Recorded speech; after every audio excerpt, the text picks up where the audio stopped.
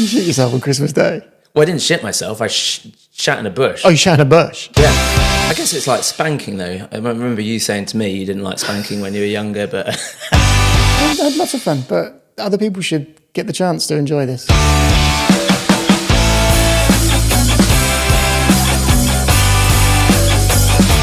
Welcome to the very first episode of the PKS Running Club, a new ad hoc, spontaneous podcast come YouTube video come something in your ears. I can't believe I said come in your ears. Oh my God. But let's keep on going. We'll keep that. The PKS Running Club is a way of being able to answer some of your questions. And I've got my brother-in-law and very good friend, Ed, here. Ed is an incredibly average runner, but he also lectures in media, and so he's been able to bring all of this gear around. I actually recorded this video on my own in the study yesterday, and honestly, I wanted to rip my testicles off and put them in my ears because it was so boring. So Ed, welcome. Why don't you start by giving us a few of your running credentials? Well, I am a 3-time Bath half marathon finisher. Excellent. Yep. Done that one a few times. Yep. I've done the Bristol half. Yeah. Several Bristol 10Ks. Yeah. I once did the Woolhavington fun run at the Excellent. at the age of 10. Yeah. Yeah. And I am a London Marathon finisher, alumni. So you have actually got something that I don't have, which There's a lot of things I've got that you don't have. Yeah, maybe. So you've got your London Marathon medal. Yes, I have. So how long did you take? I mean, what was your time? I finished it. Yeah. Yeah, which was good. And I did it in 4 hours, give or take 5%. 4 hours, give or take 5%. Yeah. I mean, like actual numbers. I did it in 4 hours 22. 22. 4:22. And did you break from a walk into a jog, or did you walk the whole way? Sorry, at least I managed to get to the start line. Yeah, that's true. Yeah, It's true. Sorry, did you make it to the start line? No. You got there for the picture though, right? I did get that. You got the t-shirt. Didn't I got the t-shirt. You got the t-shirt. I've got the t-shirt. Genuinely. Yeah. It's the most expensive t-shirt I've ever bought because it was the marathon entry. I paid for a night in the hotel the night before, which I couldn't cancel. So that was about £250. So plus a meal out. And actually we went to see, Laura came with me and we went to see Peter Kay, which was really fun. So if I hadn't run the marathon, I wouldn't have gone to see Peter Kay. So well, you didn't run the marathon though, did you? What did I say? Did I say I did? If I hadn't run the marathon. If I had have run the marathon. Yeah, that's a good point. But, in all fairness, Yeah. in all honesty, I was gutted that you didn't get to run it because it is amazing. Yeah. It is amazing. And when is it this year? Because I did it in October. Yeah, April the 27th. Yeah, October's harder than April. Yeah. Apparently. Yeah. But it is amazing. Because when you do, I've only done a handful. When you do events, you've done way more events than I've done. I don't think I have. By the sounds of it, I don't think I've got as many. No, you have. Oh, I don't know. Anyway, we can talk about, how big is it? No one cares about that. No one cares. You guys don't care, do you? But when you do sort of events, you have people there at the start, and then it might go quiet, and then you have them at the end. And it gets a bit boring in the middle. Yeah. With the London, it's just from the start to the finish, just rammed with people. And the funniest thing is when you get to the last few miles, people have been in the pubs. Oh yeah, just drinking. I mean, it won't be. For you, you'll smash it. You'll do it much quicker than I did it. But I was finishing around 2 o'clock, 3 o'clock. Yeah. And because I was a late start, with the obviously, with the leisure walkers, with the fun runners, and was there a Big Ben dressed running alongside you? Was there a guy with a fridge on his back? Was there a geriatric walker with a Zimmer frame? There were. When you get overtaken by some people, you're like, no, that's not happening. It's actually never happened. In Loch Ness, I was the overtaker. The Loch Ness Marathon. Loch Ness. Well, the interesting thing I saw your video. There was no one there. Yeah, there was about 10 runners. Of course, no one's going to overtake you. There's about 10 people. Yeah, there was 4,500. Ooh. Well, I finished 20th, so I beat. Did you finish 20th? Yeah, I did. Yeah. That's pretty amazing. Only 19 people finish faster than me. That's another way of looking at it. Wow. Yeah. So. But anyway. Props for that. Yeah. But interesting thing about Loch Ness though was at the start there's a bagpipe band, like a pipe band playing. I understand what bagpipes are. Yeah. And that's pretty much the last time you see humanity until you get to about 24 miles. Okay. One very lonely experience. Was that wasn't the last? Was that the last event you did? That was the last. No. The last event I did was the Rome half. Lisbon. But that was the last marathon. That was the last marathon. Yeah. Right. So in stark contrast to that, the London is insane. Like it's like I was going to say on steroids, but it's mega. And as soon as you get into, because you start in Greenwich, and it sort of takes you around some places, and then you go Cutty Sark, and what have you, and you get in the centre, and you sort of loop round and in. It's just thousands and thousands of people come out to support. Yeah, and when you get to the last 3 miles, it's like you're at the Olympics. Like people have been drinking for a few hours, they're shouting your name because obviously I had my name on mine. So definitely get that. Well, it's easy when your name's only 2 letters. Yeah, but your PKS runs. I know, but who's going to say that? I guarantee they won't. They will. No. They will. I had shaking it now. They will. Okay. Right. I had PKS runs on my Manchester Marathon. People, yeah, I think Manchester. They don't care. But people look at it and they're like, "Oh, fuck, that looks like a mouthful." I'm not going to say that. They're like, "Oh, well done, Dave. Well done, Dave. Well done." No, you'll be. I know. I think you'll be surprised. Yeah. They'll go PKS or something like that. It's insane. Like they are screaming by the end. And it's incredible, and I'm very jealous. Yeah. So you've asked me here today because you did a boring version yesterday, and you've got a list of questions from your followers, right? So basically, I've got a YouTube channel, I've got an Instagram, and a TikTok, PKS Runs, all of them. And I asked you guys for some questions. I had about 20 questions, so this is going to be definitely a couple of episodes worth because you've got to milk it. And I tried just sitting in front of the camera yesterday and answering them, and it was really, really dry and very boring. So Ed is going to ask some of your questions. So what I'd like you to do is I've sent them over to Ed. He's got them on his mobile phone. Yep. And what I'd like you to do is tell us who is asking the question and what the question is, and then we'll just go from there. Okay. Do you want to do them in order? Let's do them in order. Okay, right. So the first one is linked to the week that you've had. Oh, yeah. Now, on Monday, the inauguration happened. Yeah. Just mad Yep. day. And you were watching it, right? Yep. And did you spot anything? I did. And what did you spot? I spotted Elon Musk in a K-hole looking like he was tripping balls, literally. In a K-hole up Trump's A-hole? Yeah, basically. Yeah. I don't know. You can't see Trump's hand, so we don't actually know what's going on there. Okay. But so I got my phone out and started filming it, and I just quickly put a reel together. So anyway, what's the question? So you put a reel together. Yep. And it went viral, kids. Did you watch it? I did. I did Actually? watch it. It was one of the one things he did that I did watch, yeah. He's my brother-in-law, literally never watches anything. And the reason I know this is because he'll ask me questions about my training that I've already answered in my videos. So thanks, mate. Well, I think I thought it in December, I thought you'd made a typo on one of your things on your Instagram reels. Yeah. I was like, what's red? Red December? What was that? Oh, yeah, gosh, yeah. And you went, do you watch my film? I went, no. Yeah.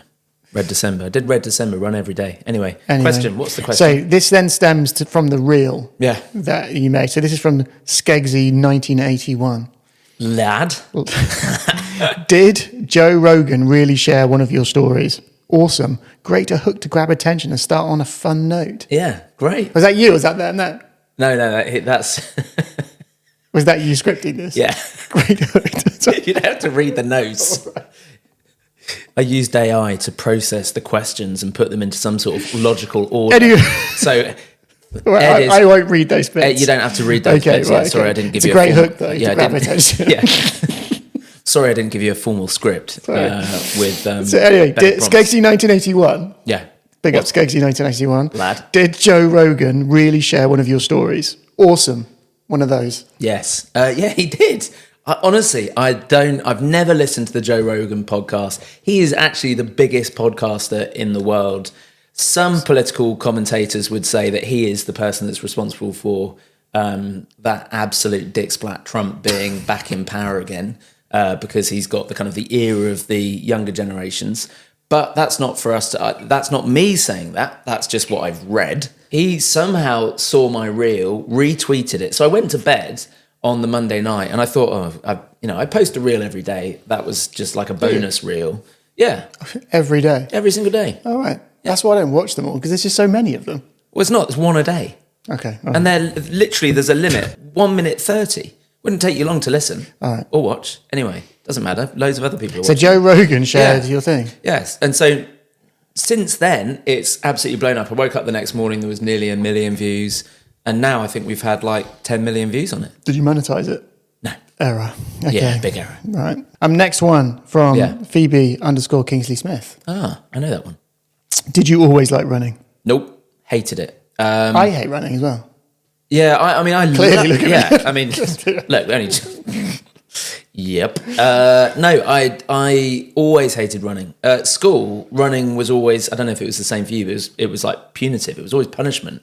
It's like if you didn't do well, or if you weren't putting enough effort in on the sports pitch or something, it was like run a lap around the field. And our school field was massive. It had about 17 rugby pitches on it. So it was a really bloody long run. Was it though? Or was it just because you were smaller? Everything seems massive when you're younger, right? I mean, everything still seems massive to me, mate. I mean, in fairness, as we were getting set up for this, I'm on 2 cushions because apparently I looked like a hobbit sat across the table from Ed. So maybe it wasn't. But I think it's that principle of like, cross country when you're a kid at school is always horrible. It's almost like it never felt like enjoyable. Like I love running now. But there's something about the psychology of that, I think, with when you see things as a punishment. You like go and do a lap. And it's like, well, hold on a minute. Straight away off the bat. Yeah. It's like, well, of course no one's going to want to do running. Because, when you think about the physiology of a human being, we're built to run. Yeah. And yet straight away we're saying it's a bad thing. Yeah. But I don't know, like, I don't like running, and maybe I need to sort that out. Yeah. I guess it's like spanking though. I remember you saying to me you didn't like spanking when you were younger, but you love it as an adult. I don't know what that was. What was that? Anyway, right. Fluffy at 66. Yeah. Hello. Hey, Fluffy. Fluffy. How often do you fuel during the marathon? In Loch Ness, and it'll probably be very similar for London. I took 2 energy gels per hour. So I took one every 30 minutes, 40 grams of carbs in each energy gel. So that's totaling 80 grams of carbs for each hour. Now, they say, depending on your sort of height, weight, the amount of effort, you kind of need between 80 and 110 grams of carbs per hour. I fueled like an absolute billy goat before we started. But when you say absolutely fueled like a billy goat? Yeah. Break that down. Oh, okay. Well, no. So, give it to me in bowls. Like, don't give it to me in grams. Like, okay, no. Well, it's not so much bowls of food, because you've still, at the end of the day, you don't want to be carrying around crazy amounts of food. So, on the Saturday, I was very conscious to have things like white bread, banana sandwiches, I think I had pizza for dinner. Then on the morning of, got up at like 6, had porridge, had a banana, had a second banana in a kind of like a Subway roll with honey drizzled over it. All right. So you're piling in the calories? Yeah, piling in the carbs specifically. So very little protein, lots of carbs. I had a couple of sort of carbohydrate drinks, a Morton bar, which has got like shit ton of carbs in it before I started, energy gel before I started. But you're not worried you're going to be putting in too much? Well, that I suppose that's the purpose of the training runs, the long runs. In fact, actually, I didn't practice any of that in any of the training runs. But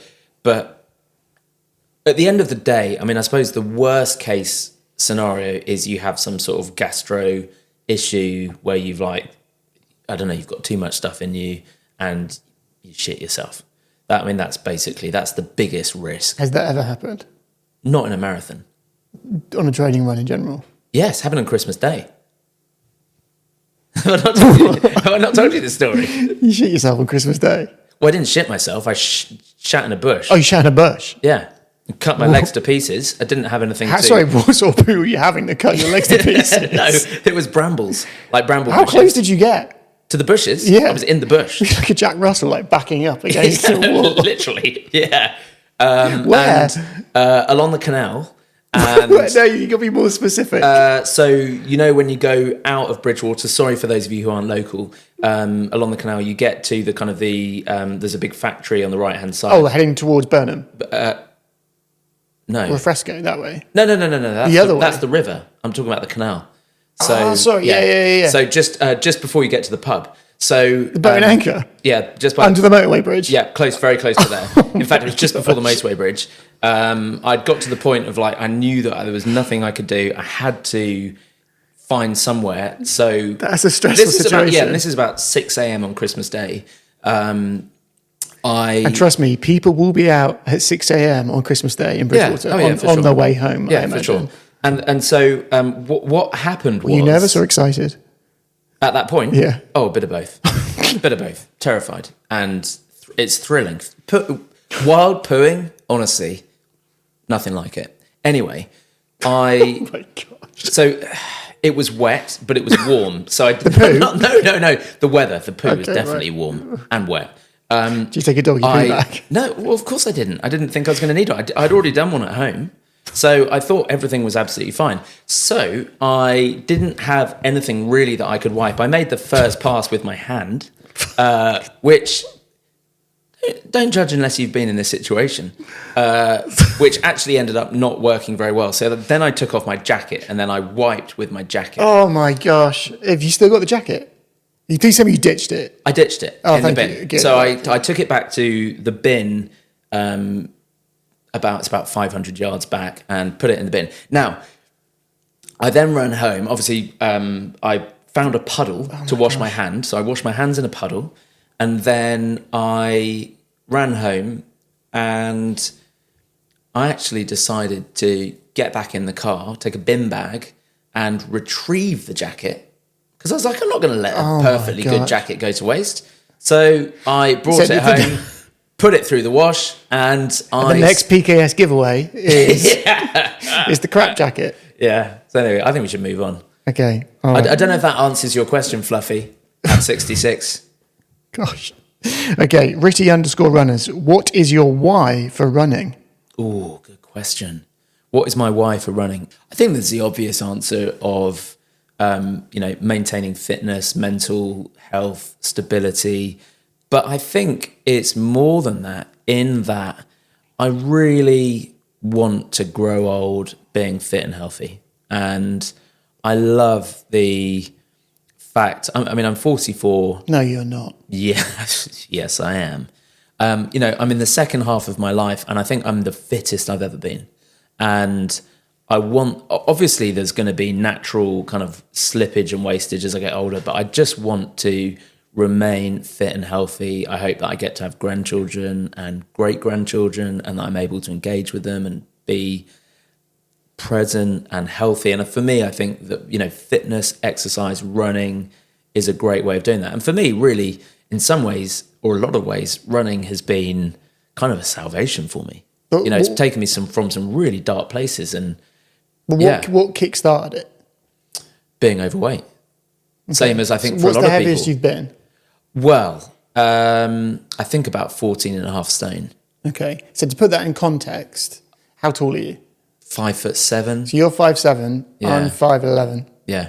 And I'm just over 13. So the fact that you were a stone and a half heavier than me and you're a good... I'm sure. Yeah. Yeah, I was carrying it. I'll see if I can find some pictures. We'll put them up. So like everyone, I think I started because I wanted to. No one starts running because they think, it'd be amazing to be a runner. I mean, some people do, and I am now that person. But and over the years, I've given up running and stopped and started and got fat and got thin and got fat and got thin. And that's why I started the channels, because I wanted to keep it going. So, you know, I think for me, it's become so much a part of who I am. It would be a real kind of, you know, PKS runs would be pretty rubbish if PKS didn't run. Okay, I'm going to just switch forward a couple of questions here just because it links into it. DSR. Oh, that's Jordan. Yeah. If you say so. Yeah, so he's saying when you get to an age when they start to slow, will you still run? Yeah. Or will you do a different sport? Yeah, I'll still run. I think there's loads of, you know, I know that I'm obviously I want to do the 240 marathon, and I'd like to go lower than the 240. I'd love to get a championship place at the London Marathon. I think that would just be like major props. But at the same time, I couldn't care less.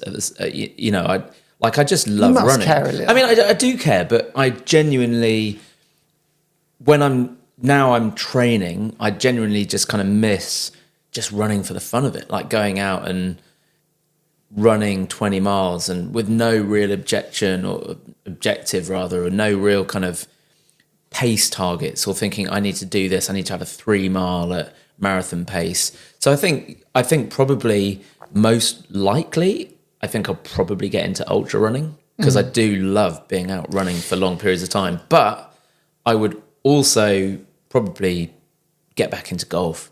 Oh my gosh, mate, don't do that. Because, really? Side channel PKS Golfs. Really? Yeah, I'm a good golfer. Okay. All right. Mate, if it brings you happiness, and it brings you joy, Well, then do that. it won't anymore. I think you've killed it. Let's bring it down. Let's bring it down a level. Ruined it. Right, Janet Holdcroft. Jane.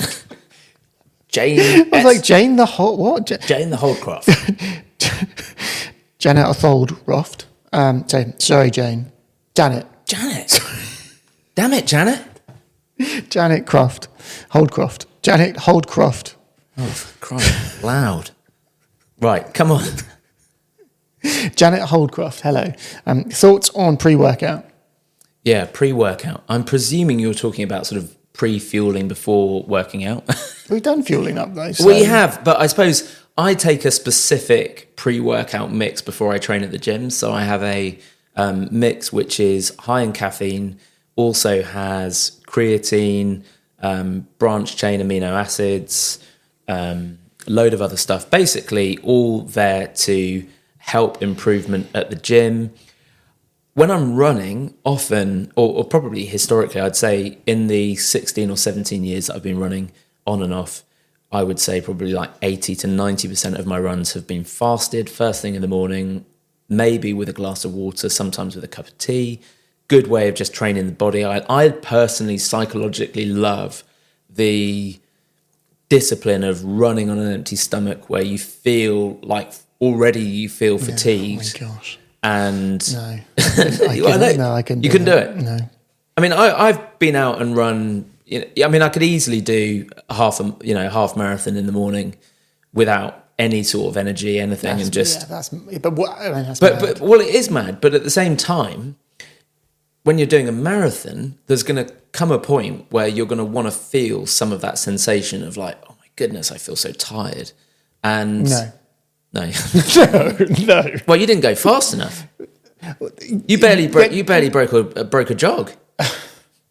Sorry, I just want to clarify, because there will be maybe many people of the 5 viewers that will watch this. There might be 1 or 2 of you that will run a 4 hour, 5 hour, 6 hour, 7 hour marathon, and that is absolutely fine.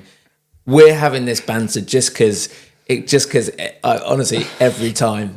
It's just an ongoing joke. So this isn't. I do not want you to feel judged. I do want you to feel judged. When if I come back, I'll tell the story of the time when you were in Salisbury and I was doing my marathon training, and I think you were you'd been injured, or I was in an off season, maybe an off year, and we went out for a run. And you smoked me. I smoked you. Yeah, you did. It was the first, and when I got back. Yeah. And you said, that is the first and last time that ever happens. Yeah. Yeah. I was true to my word. It's true. It's true.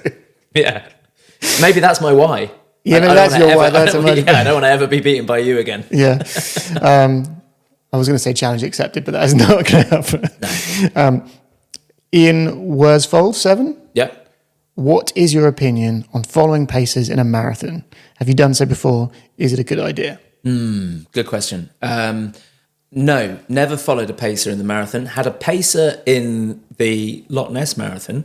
Guy reached out to me and said, "Oh, I could run the time that you want to run." So I was targeting 2:55. He said, "I've done a 2:46. So, why don't I pace you?" So I was like, "Yeah, that sounds amazing." So we had a little call and talked about it. And he was like, we can get you your 2:55.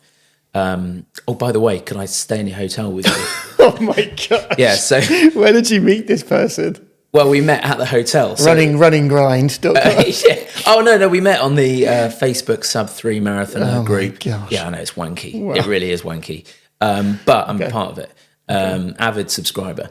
Anyway, so he ended up pacing me, and we got to about halfway mark, and I kept on saying to him, I was like, "Feels like we're going a bit fast, mate." And he was like, "No, it's all good, it's all fine, it's all fine." Came through the halfway mark at about 1:20. So way, way, way ahead of schedule. Well, he's doing his job then. Well, not really, because a good pacer will get you bang on the splits. So it's the splits. So we should have been coming through The spits. the splits. Yeah, we should have been coming through the half marathon at 1:27:30. All right. Theoretically, we came through 7.5 minutes earlier than that. So, But you got a good time at the end there, right? well, I did get a good time at the end. Fortunately, because I had to leave him with my salt sticks going up the hill at mile 21 because he couldn't walk. He was in cramps. Your salt sticks. Salt sticks, like little chews to get your electrolytes up. Okay. So the great irony of the situation was that I ended up beating his PB. And we never spoke again. Literally. Did you ditch him did you not go up to him? Well, no, because he had to come and collect his stuff from the hotel room. So I had to wait around. Did you lie to him with your time? No, I didn't. No, I didn't. But he was pretty. Anyway, it doesn't matter. Probably best not go into it. Okay, last question. Yeah. Gary. I didn't actually answer the question though. Pacers. Oh, just got bored. I think generally though, if you're at a good event with really well recruited pacers, the idea of a pacer is they should get you into your time. So if you're following the 3-hour pacer, really you should get in there within 15 seconds of that time. It should be like metronomic. They should be absolutely able to guide you there. Now the problem is when we train, we don't run perfect splits. Some of us will do negative splits, i.e. get faster at the end. Some of us do positive splits, faster at the beginning, slow down. And ultimately, I think you've got to know. I mean, I'm really hoping, so I'm doing obviously London and then Valencia in December. I'm really hoping there will be like a really solid pack of people that are going for 240 so that I can draft, so that you can just, nestle in with people and just get the job done. Okay.